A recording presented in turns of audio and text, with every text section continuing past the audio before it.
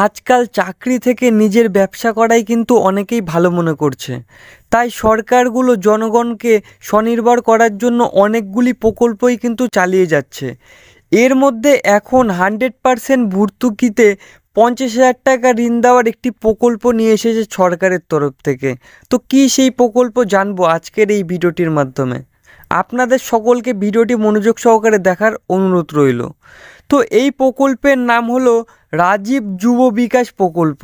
এর মাধ্যমে রাজ্যের বেকারদের স্বনির্ভর করে তোলা হবে। অর্থাৎ কোনো যুবক বা যুবতী যদি সত্যিই ব্যবসা করতে চান, বিশেষ করে মহিলাদেরকে এই প্রকল্পের তরফ থেকে বিশেষ সুবিধা দেওয়া হবে। যদি মহিলারা সত্যিই ব্যবসা করতে চান তাহলে তাদেরকে 50,000 টাকা ঋণ দেওয়া হবে এই প্রকল্পের মাধ্যমে। তো বোঝা গেল এই প্রকল্পটির মাধ্যমে কিন্তু মহিলাদেরকে বিশেষ সুবিধার মাধ্যমে রাজীব যুব বিকাশ প্রকল্পের মাধ্যমে 50,000 টাকা ঋণ দেবে এবং সেই ঋণের টাকা 1 টাকাও পরিশোধ করতে হবে না। রাজীব যুব বিকাশ প্রকল্পের অধীনে 50,000 টাকা ঋণ পেলে 100% ভর্তুকি পাওয়া যায়। অর্থাৎ আপনি যদি 50,000 টাকার ঋণ নেন তবে আপনাকে 1 টাকাও ফেরত দিতে হবে না। তবে এই ক্ষেত্রে অর্থাৎ 100% ঋণ মুকুবের ক্ষেত্রে আপনাকে কিছু যোগ্যতা অর্জন করতে হবে। সেগুলি কি আজকের এই ভিডিওটির মাধ্যমে আপনাদেরকে জানানো হবে। তো ভিডিওটি আপনাদেরকে মনোযোগ সহকারে দেখার জন্য অনুরোধ রইল শেষ পর্যন্ত। তো নমস্কার, আমি সুব্রত, আপনারা দেখছেন এসএস অনলাইন সলিউশন।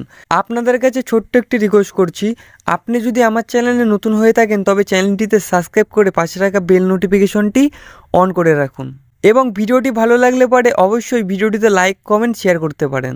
তো চলুন ভিডিওটি শুরু করা যাক। এই ঋণের টাকা পেতে হলে গ্রামে বসবাসকারীদের বার্ষিক আয় 1.5 লক্ষ টাকার বেশি হলে চলবে না এবং শহরে বসবাসকারীদের 2 লক্ষ টাকার বেশি হলে চলবে না। এবং যে এই প্রকল্পের মাধ্যমে ঋণ গ্রহণ করবে তার বয়স 21 বছর পূর্ণ হতে হবে এবং 60 বছরের বেশি হওয়াও কিন্তু চলবে না। তো বোঝা গেল এখানে যারা গ্রামে বসবাস করে তাদের 1.5 লক্ষ টাকার ওপরে হলে কিন্তু সেই ব্যক্তি লোন পাবে না এবং যারা শহরে বসবাস করে তাদের কিন্তু 2 লক্ষ টাকার বেশি ইনকাম হলে হবে না। এটি কিন্তু বছরের ইনকাম এবং বয়স 21 বছর থেকে 60 বছরের মধ্যে হতে হবে। এবার কথা হচ্ছে যে শুধুমাত্র রেশন কার্ড আছে তারাই কিন্তু একমাত্র এই প্রকল্পের থেকে সুবিধা পাবেন এবং যদি আপনার রেশন কার্ড একান্তই না থাকে তাহলে ইনকাম সার্টিফিকেট থাকলেও এই ঋণ পাওয়া যেতে পারে।